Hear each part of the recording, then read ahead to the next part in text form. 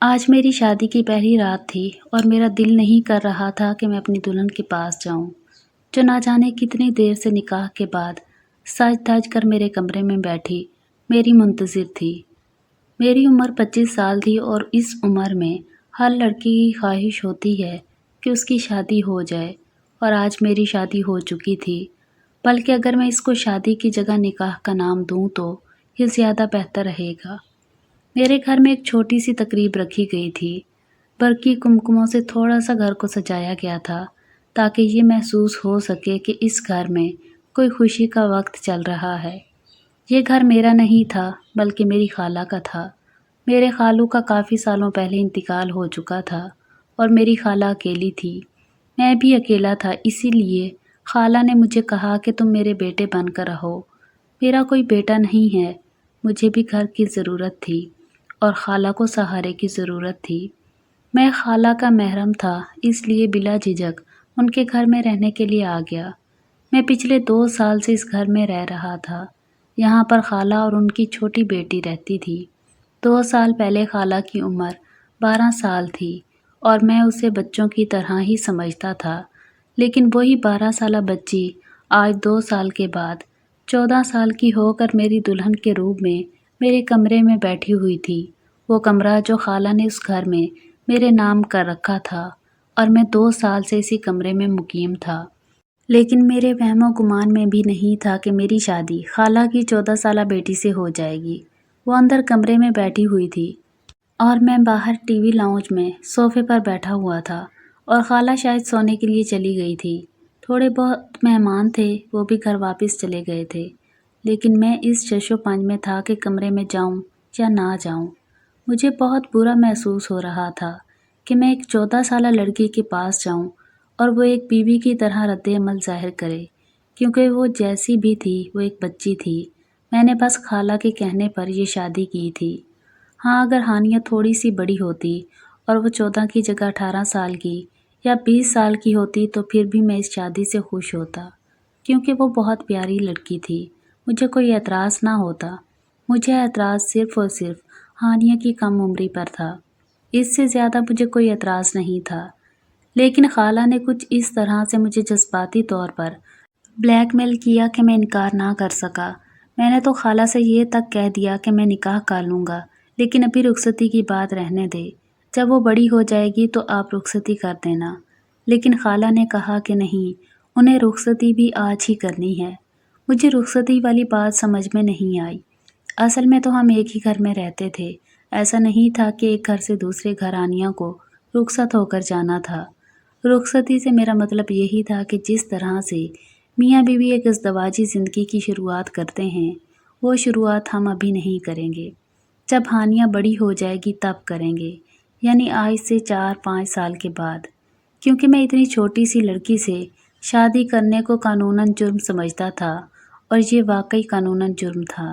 اس لیے خاموشی سے خالہ نے میرا نکاح کروا دیا، ورنہ اگر بات پولیس تک جاتی تو پولیس ہمارے گھر آ جاتی، کیونکہ اب ان معاملات میں بہت سختی آ چکی تھی۔ اس نکاح کو لے کر میں کافی حد تک خوف زدہ بھی تھا۔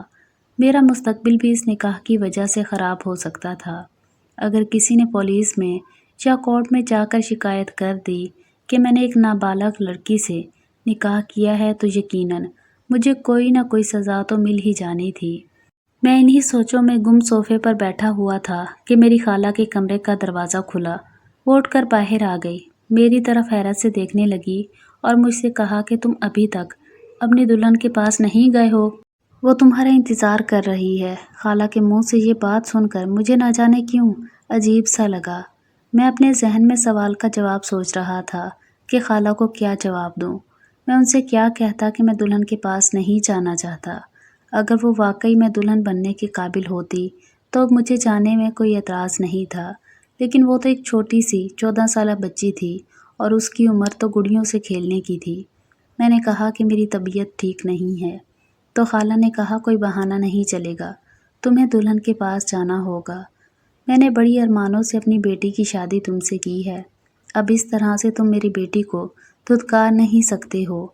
خالہ کی بات پر میں حیران ہو گیا۔ دھتکارنے والی بات کہاں سے آ گئی؟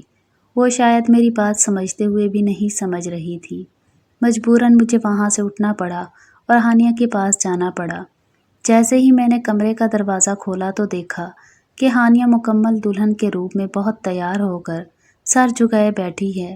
مجھے نہ جانے کیوں ہانیہ کا بہت دکھ ہوا۔ وہ چھوٹی سی بچی تھی۔ خالہ کی ضد کی وجہ سے ہم دونوں اس بے جوڑ رشتے میں بندھ گئے تھے، لیکن میں نے فیصلہ کر لیا تھا کہ میں اس کے ساتھ کچھ برا نہیں کروں گا جب تک کہ وہ 18 سال کی نہیں ہو جاتی۔ میں اس کے قریب جا کر کھڑا ہو گیا لیکن بیٹھا نہیں۔ میں نے اس سے کوئی بات نہیں کی۔ وہ سر جھکائے بیٹھی تھی۔ وہ اس وقت اتنی حسین لگ رہی تھی کہ میں اس کے حسن کو الفاظ میں بیان نہیں کر سکتا تھا۔ اس کی عمر 14 سال تھی، لیکن اس کا میک اپ کچھ اس طرح سے کیا گیا تھا کہ وہ اپنی عمر سے بڑی لگ رہی تھی۔ لیکن میک اپ سے کیا ہوتا ہے، وہ ویسے اتنی بڑی تو نہیں تھی نا۔ وہ تو چھوٹی تھی اور میں کیسے اس کے ساتھ ازدواجی تعلقات قائم کر سکتا تھا۔ میں نے خاموشی سے تکیہ اٹھایا۔ سامنے صوفہ پڑا ہوا تھا۔ میں وہاں جا کر سونے لگا تو اس نے حیرت سے میری طرف دیکھا۔ پھر تھوڑی دیر بعد بولی، آپ بیڈ پر سو جائیں، صوفہ بہت چھوٹا ہے اور آپ کا قد دراز ہے، آپ کو سونے میں پریشانی ہوگی۔ اس کی بات سن کر میں حیران رہ گیا۔ وہ چھوٹی سی تھی لیکن بات اس نے بڑوں جیسی کر دی تھی۔ مجھے لگا تھا کہ وہ میرے قریب آنے سے گھبرا جائے گی، اس لیے میں نے صوفے پر سونے کا فیصلہ کیا تھا۔ لیکن جب وہ خود کہہ رہی تھی کہ اسے کسی قسم کا خوف نہیں ہے تو پھر مجھے بھی آرام کی ضرورت تھی۔ میں صبح سے بہت تھکا ہوا تھا۔ میں نے تکیہ واپس اپنی جگہ پر رکھا اور آنکھیں بند کر کے لیٹ گیا۔ میری آنکھیں بند تھیں لیکن میرا دماغ جاگ رہا تھا۔ میں نے محسوس کیا کہ ہانیہ ابھی تک بیٹھی ہوئی ہے۔ کیا وہ میرے انتظار میں بیٹھی ہوئی تھی؟ میں نے آنکھیں کھول کر اس کی طرف دیکھا تو وہ مجھے ہی دیکھ رہی تھی۔ پھر میں نے اس سے کہا کہ تم جا کر یہ بھاری بھرکم لباس تبدیل کرو اور سو جاؤ، مجھے بھی نیند آ رہی ہے۔ لیکن مجھے پتہ نہیں کیوں لگا کہ میری بات سن کر اس کو مایوسی ہوئی تھی، حالانکہ میری بات سن کر تو اسے اطمینان ہونا چاہیے تھا۔ میرے حساب سے تو اسے ازدواجی تعلقات کا کچھ علم ہی نہیں ہوگا۔ پھر تھوڑی دیر بعد وہ ڈریسنگ روم میں چلی گئی۔ اس نے اپنا لباس تبدیل کیا اور میرے برابر میں لیٹ گئی تو میں نے اٹھ کر لائٹ آف کر دی، لیکن سوتے وقت مجھے نہ جانے کیوں محسوس ہو رہا تھا کہ وہ بار بار سرک سرک کر نیند میں میری طرف آ رہی ہے۔ میں بار بار اسے آرام سے اس کی جگہ پر دھکیل دیتا، لیکن پھر وہ سرک کر میرے قریب آ جاتی۔ وہ شاید نیند میں تھی یا اس کو زیادہ نیند میں پہلو بدلنے کی عادت تھی۔ وہ تو نیند میں یہ حرکت کر رہی تھی، لیکن میں تو جاگ رہا تھا۔ صرف میں ہی نہیں جاگ رہا تھا، اس کی یہ حرکت میرے جذبات کو بھی بیدار کر رہی تھی۔ میرے سامنے ایک لڑکی تھی، وہ بھی جائز حق کے ساتھ میرے ساتھ تھی۔ میں چاہتا تو اس سے اپنا حق وصول کر سکتا تھا، لیکن میرا ضمیر گوارا نہیں کر رہا تھا کہ اتنی چھوٹی سی بچی کے ساتھ میں اس طرح کا تعلق قائم کروں، وقت سے پہلے، اور یہ قانوناً جرم تھا۔ کل کو اگر پولیس کو اس کی شادی کی خبر ہو جاتی تو ہانیہ کے طبی معائنے کے بعد مجھے کوئی سزا نہیں ہونی تھی، کیونکہ ثابت ہو جاتا کہ بے شک میں نے صرف نکاح کیا تھا لیکن اس کے ساتھ کوئی بھی تعلق قائم نہیں کیا تھا۔ میں بہت دور کی سوچ رہا تھا اور میں صحیح سوچ رہا تھا، اس لیے میں نے بہتر یہی سمجھا کہ میں اس سے دور رہوں۔ ساری رات میں بے چین رہا۔ صبح جب میری آنکھ کھلی تو بہت دیر سے کھلی۔ میں نے دیکھا ہانیہ سو رہی ہے۔ میں آرام سے اٹھا اور گھر سے باہر نکل گیا۔ سارا دن بے چین سا رہا۔ میں نوکری کی تلاش میں تھا کہ مجھے جلدی نوکری مل جائے، لیکن مجھے بہت بے چینی ہو رہی تھی۔ ہانیہ کو لے کر میں کیسے اس کے ساتھ اتنے سال تک ایک کمرے میں گزار سکتا ہوں۔ میں نے سوچا کہ میں خالہ سے بولوں گا کہ ہمارا کمرہ الگ کر دیں جب تک وہ 18 سال کی نہیں ہو جاتی۔ ہانیہ دراز قد کی لڑکی تھی اور بے حد خوبصورت تھی۔ مجھے کسی گڑیا کی مانند لگتی تھی، لیکن میں نے اسے ہمیشہ بچوں کی ہی طرح سمجھا تھا۔ میں زیادہ ہانیہ سے بات چیت نہیں کیا کرتا تھا۔ میں 2 سال سے اس گھر میں ایسے رہ رہا تھا جیسے میں اس گھر میں موجود ہی نہیں ہوں۔ میں سارا دن تقریباً گھر سے باہر رہتا تھا اور صرف کھانے اور سونے کے لیے ہی گھر آتا تھا، یا پھر خالہ کوئی کام کہہ دیتی تھی تو تب ان کے لیے سودا سلف لانے کے لیے گھر آ جاتا تھا، یا بجلی کا بل جمع کروانا ہوتا تھا۔ میں ایسے ہی چھوٹے موٹے کام خالہ کے کر دیا کرتا تھا۔ میں بلا ضرورت گھر پر بیٹھے رہنے والے لڑکوں میں سے نہیں تھا۔ میں گھر سے باہر نکلتا تھا روزگار کی تلاش میں۔ نوکری تو نہیں ملتی تھی لیکن کچھ نہ کچھ کام لازمی کرتا تھا تاکہ کچھ پیسے ہاتھ آ سکیں۔ خالہ کے گھر میں میری زندگی بہت پرسکون گزر رہی تھی کہ ایک دن خالہ نے مجھ سے ایسی فرمائش کر دی جس کا میں تصور بھی نہیں کر سکتا تھا۔ خالہ کی طبیعت تھوڑی خراب ہوئی تو انہوں نے مجھے بلایا، کہا کہ میری زندگی کا کوئی بھروسہ نہیں ہے، میں چاہتی ہوں کہ تم میری بیٹی سے شادی کر لو۔ خالہ کی بات نے مجھے حیرت میں مبتلا کر دیا کیونکہ ان کی بیٹی 14 سال کی تھی اور میں کیسے ایک چھوٹی سی بچی سے شادی کر سکتا تھا۔ میں 25 سال کا بھرپور نوجوان تھا لیکن خالہ نے تو جیسے اس کو بہت بڑا مسئلہ بنا لیا، رونا شروع کر دیا۔ کافی دن تک مجھے جذباتی طور پر بلیک میل کرتی رہی۔ مجھے انکار کرتے ہوئے بھی برا محسوس ہو رہا تھا کیونکہ میں 2 سال سے خالہ کے گھر میں پل رہا تھا، کھا پی رہا تھا۔ مجھے رہائش بھی میسر تھی، یہاں کسی قسم کی کوئی تکلیف نہیں تھی۔ خالہ کے علاوہ میرے پاس بس میرے ماموں کا گھر تھا اور وہاں مجھے دن رات ذلیل کیا جاتا تھا۔ ہر وقت میری ذات کی توہین ہوتی تھی، مجھے نکما نکارا کہہ کر ہر وقت میرا دل جلایا جاتا تھا۔ اس کے برعکس یہاں میں سکون سے رہ رہا تھا۔ میں اسی تگ و دو میں لگا ہوا تھا کہ کچھ نہ کچھ کاروبار شروع کر لوں، اور جب تک میرے پاس کاروبار شروع کرنے کے لیے اچھا خاصا پیسہ نہیں آ جاتا تب تک میں خالہ کے گھر میں رہوں گا۔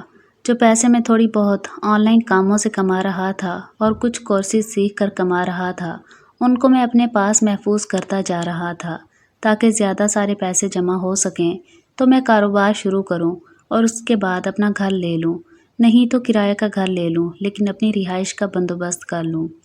لیکن میں اتنی جلدی خرچہ نہیں کر سکتا تھا۔ میں تو کھانے پینے کی چیزوں میں بھی خرچ نہیں کرتا تھا۔ کھانا پینا بھی میرا خالہ کے اوپر تھا۔ اپنے کھانے پینے کا خرچ تو میں کما ہی لیتا تھا لیکن اس کو بھی محفوظ کرتا جا رہا تھا اپنے پاس۔ یہ میری خالہ ہی تھیں جنہوں نے مجھے سہارا دیا، مجھے کبھی نکما ہونے کا طعنہ نہیں دیا، مجھے بغیر دل آزاری کیے کھانا دیا۔ ماموں کے گھر میں مجھے کھانا تو ملتا تھا لیکن ایک کھانا کھانے کے لیے مجھے 100 باتیں سننی پڑتی تھیں۔ لیکن اب خالہ نے میرے سامنے ایسی بات رکھ دی کہ جسے میں نہ قبول کر پا رہا تھا نہ انکار کر پا رہا تھا۔ خالہ کے مجھ پر اتنے احسان تھے کہ میں انہیں انکار نہیں کر پا رہا تھا، لیکن یہ معاملہ اتنا حساس تھا کہ میں اقرار بھی نہیں کر پا رہا تھا۔ اگر میں انکار کر دیتا تو یقیناً خالہ کے گھر میں میرے لیے کوئی جگہ نہ ہوتی، یا ہو سکتا ہے کہ خالہ پھر بھی مجھے اپنے گھر میں رکھتی، لیکن پھر میں ان سے نظریں ملانے کے قابل نہ رہتا۔ بہت سوچنے کے بعد میں نے حامی بھر لی، لیکن میری شرط یہ تھی کہ رخصتی 5 سال کے بعد کی جائے۔ لیکن خالہ کی بات سن کر تو میرے سر پر دھماکہ ہوا جب انہوں نے کہا کہ انہیں رخصتی بھی نکاح کے ساتھ ہی کرنی ہے۔ میں نے کہا ایسی بھی کوئی مصیبت نہیں آئی ہے کہ اتنی جلدی رخصتی ہو، میں بھاگا نہیں جا رہا ہوں۔ تو خالہ نے کہا کہ کچھ بھروسہ نہیں ہے، کل کو تمہیں کوئی اور لڑکی پسند آ جائے، تم میری بیٹی کا نکاح ختم کر دو، اسے چھوڑ دو، دوسری لڑکی کے پیچھے لگ جاؤ، کیونکہ تم اب جوان ہو، کوئی بھی لڑکی تم کو اپنی محبت کے جال میں پھنسا سکتی ہے اور پھر میری بیٹی کی تو زندگی برباد ہو جائے گی۔ تم سوچو گے کہ ایک نکاح ہی تو ہے، اس کو ختم کرنا تمہارے لیے آسان ہے، اس لیے میں چاہتی ہوں کہ تمہاری رخصتی ہو جائے۔ خالہ نے تو ہر طرح سے میرا راستہ بند کر دیا تھا۔ ان کی بات اپنی جگہ درست تھی، بلکہ اگر میں کہوں کہ ان کا خوف اپنی جگہ درست تھا کہ ہر ماں کو یہ خوف ہوتا ہے کہ اس کی بیٹی کا کیا مستقبل ہوگا، اور ہانیہ چھوٹی تھی اور عین ممکن تھا کہ میں کسی اور کی محبت میں گرفتار ہو کر اس سے شادی کر سکتا تھا، کیونکہ مجھے آئے دن کام کے سلسلے میں لڑکیوں کے ساتھ سامنا کرنا پڑ جاتا تھا۔ آن لائن بھی میری کافی اسٹوڈنٹ لڑکیاں تھیں جن سے میری اچھی خاصی سلام دعا تھی۔ ہو سکتا تھا کہ ان میں سے کوئی مجھے اچھی لگ جائے اور میرا ارادہ بدل جائے۔ بہت زیادہ سوچنے کے بعد میں نے ہانیہ سے شادی کی حامی بھر لی اور رخصتی کے لیے بھی تیار ہو گیا، کیونکہ میرے پاس رہنے کے لیے کوئی جگہ نہیں تھی۔ جتنے پیسے میں جمع کر چکا تھا وہ گھر لینے کے لیے کافی نہیں تھے، اور اگر گھر لیتا تو پھر کھانا پینا کہاں سے ہوتا۔ بہت ساری چیزوں کو مد نظر رکھتے ہوئے میں نے ہانیہ سے شادی کرنے میں ہی بھلائی سمجھی اور اسی کو اپنی قسمت سمجھ لیا۔ سوچا بس کچھ سال کا انتظار کرتا ہوں، وہ بڑی ہو جائے گی تو بس ٹھیک ہے، زندگی اچھی گزر جائے گی ہانیہ کے ساتھ۔ یا یہ بھی ہو سکتا ہے کہ بڑی ہو کر ہانیہ کا ذہن بدل جائے اور وہ یہ شادی ختم کرے، پھر تو میرا راستہ آسان تھا۔ لیکن ہانیہ کی حرکتیں تو مجھے کچھ اور ہی بتا دے رہی تھیں۔ وہ اتنی بھی چھوٹی نہیں تھی جتنا چھوٹی میں اسے سمجھ رہا تھا۔ میں نے محسوس کیا کہ بہانے بہانے سے وہ میرے قریب ہونے کی کوشش کرتی ہے۔ پھر مجھے لگا کہ شاید یہ خالہ کی پڑھائی ہوئی پٹیاں ہیں۔ انہوں نے ہانیہ کو یہ سمجھایا ہوگا کہ کسی طرح سے وہ مجھے ازدواجی تعلق کے لیے قائل کر لے تاکہ جلدی سے انہیں امید ہو جائے اور ہم دونوں ایک مضبوط ڈور میں بندھ جائیں۔ مجھے خالہ کی ذہنیت پر افسوس ہو رہا تھا۔ انہیں اپنی بچی کی صحت کی فکر نہیں تھی، بس اس کا مستقبل محفوظ کرنا تھا۔ میں کوئی بھاگا تو نہیں جا رہا تھا، لیکن کچھ عرصے کے بعد میرا یہ خیال بھی غلط ثابت ہو گیا کہ یہ خالہ کی پڑھائی ہوئی پٹیاں ہیں۔ میں نے محسوس کیا کہ ہانیہ تو خود کچھ اس قسم کی ہے کہ اس کا ذہن وقت سے پہلے بڑا ہو گیا ہے۔ وہ ہر وقت سوشل میڈیا پر ایپلیکیشنز کا استعمال کرتی ہے اور ایسی چیزیں دیکھ دیکھ کر شاید اسے ازدواجی زندگی کے بارے میں بہت کچھ معلوم ہے اور اس کے جذبات میں بھی بہت سی تبدیلیاں پیدا ہو گئی ہیں۔ میں اس کا جائز شوہر تھا، اس لیے وہ سوچ رہی تھی کہ جلد از جلد میں اس کے قریب آ جاؤں۔ اس عمر میں لڑکیوں میں جنسی ہارمون کی تبدیلی شروع ہو جاتی ہے اور انہیں یہ خواہش بہت زیادہ ہو جاتی ہے۔ شاید ہانیہ کو بھی یہ خواہش تھی اور میں اس کا شوہر تھا، اس لیے وہ بے دھڑک میرے سامنے آ جاتی تھی تیار ہو کر اور مجھے اپنی طرف مائل کرنے کی کوشش کرتی تھی۔ لیکن مجھے اس کی ان باتوں پر غصہ آتا تھا اور قانونی طور پر بھی یہ معاملہ میرے لیے خطرناک ہو سکتا تھا۔ مجھے خوف بھی تھا کہ میں کہیں پکڑا نہ جاؤں۔ یہ قانوناً جرم تھا اور اگر کسی نے شکایت کر دی تو میں جیل کی سلاخوں کے پیچھے بھی جا سکتا تھا۔ میں نے دیکھا ہانیہ کی ذہنی حالت دن بدن خراب ہوتی جا رہی ہے۔ اسے اس بات کا بہت ڈپریشن تھا کہ میں اس کے قریب نہیں جا رہا ہوں، لیکن ایک دن میری برداشت کی حد ختم ہو گئی جب اس نے خود میرے قریب آنے کی کوشش کی۔ میں نے اسے جھٹک دیا تو رونے لگی، کہنے لگی میں آپ کی بیوی ہوں، آپ مجھ سے دور کیوں رہتے ہیں؟ تو میں نے اس سے کہا کہ پہلے اپنی عمر دیکھو پھر ایسی بات کرو۔ میرا غصہ عروج پر تھا۔ میں نے اس کو بہت زیادہ ڈانٹ دیا اور گھر چھوڑ کر چلا گیا۔ 2 دن تک میں گھر سے باہر ہی رہا اور اپنا موبائل آف کر دیا۔ دوست کے گھر میں رہا۔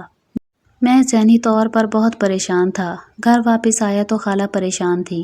انہوں نے کہا کہ مجھے پتا تھا تم میری بیٹی کو چھوڑ کر چلے جاؤ گے، یہی خوف تھا مجھے۔ میں نے دیکھا ہانیہ کا رنگ زرد پڑا ہوا ہے، اس کی طبیعت ٹھیک نہیں لگ رہی تھی۔ وہ شاید میرے گھر چھوڑ کر جانے کی وجہ سے بہت ہی پریشان تھی۔ مجھے پہلی بار اپنی غلطی کا احساس ہوا۔ میں نے خالہ سے بہانہ کر دیا کہ میں 2 دن کے لیے شہر سے باہر گیا تھا۔ مجھے ہانیہ چپ چپ سی لگ رہی تھی۔ مجھے خود پر افسوس ہونے لگا۔ مجھے اس سے ایسا سخت رویہ اختیار نہیں کرنا چاہیے تھا۔ میں کمرے میں گیا تو ہانیہ اپنا تکیہ اٹھائے صوفے پر جانے لگی، کیونکہ اس دن میں غصے میں اسے بہت کچھ سنا گیا تھا کہ وہ آج کے بعد سے بیڈ پر نہیں سوئے گی، ورنہ میں کمرے سے باہر نکل جاؤں گا۔ مجھے اپنی بات یاد آئی تو میں نے ہانیہ کو پکارا۔ میرے پکارنے پر وہ چونک سی گئی، کہنے لگی پلیز کمرے سے باہر مت جائیے گا، میں صوفے پر ہی سو جایا کروں گی۔ اس کی یہ بات سن کر میں پھر غم میں مبتلا ہوا تھا۔ میں نے ایک گہری سانس بھری اور اٹھ کر ہانیہ کے پاس آ گیا، اس کا ہاتھ پکڑا، اسے بیڈ پر بٹھا دیا۔ میں نے کہا آئی ایم سوری، میں غصے میں تم سے بہت غلط کہہ گیا تھا۔ میری ذرا سی نرمی پا کر وہ رونے لگی، روتے ہوئے میرے ساتھ لگ گئی۔ اس بار میں نے اسے خود سے پیچھے نہیں کیا بلکہ اسے اپنے ساتھ لگا لیا۔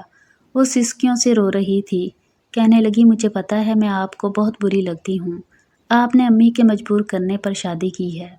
اس کی بات سن کر میں نے اس کا چہرہ اوپر کیا۔